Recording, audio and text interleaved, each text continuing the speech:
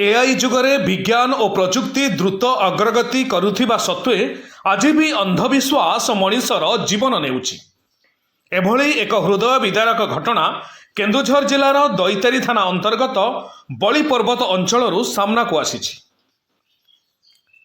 बुल्लाबाहाली साहिर खगेश्वर सोरेन और तांको पत्नी टुनी सोरेन गत जून 27 तारिख निखोज थिले। परिवार पक्षरु दैतारी थाना रे एतला मध्य दाखल करा जाइथिला।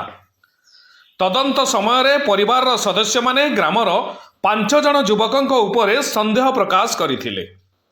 आउ पुलिस शिव मुंडा, रेंग बद्रा, गंसा हासदा, अनूप हेम्ब्रम और अंतरिश कुमार टापनो को अटक रखी पचरा उचरा करिबा परे सेमाने हत्याकांड रे संपृक्त थिबा कथा स्वीकार करिथिबा पुलिस कहिछि।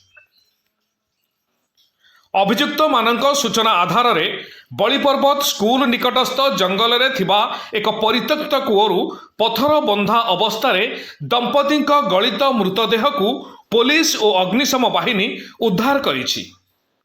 प्राथमिक तदंतरु गुणीगारेडी संदेह को केन्द्र करी एही नृशंस हत्याकांड घटिथिबा सूचना मिलिछि।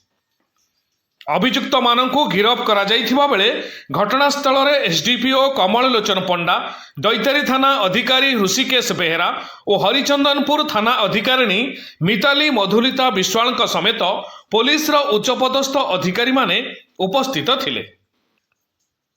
एही घटना पुणी थरे समाज रे अंधविश्वास विरोध रे सचेतनतार आवश्यकता को सामना को आनिछि। तेबे हत्यार प्रकृत उद्देश्य और समस्त परिस्थिति संपर्क में पुलिस तदंत जारी रही।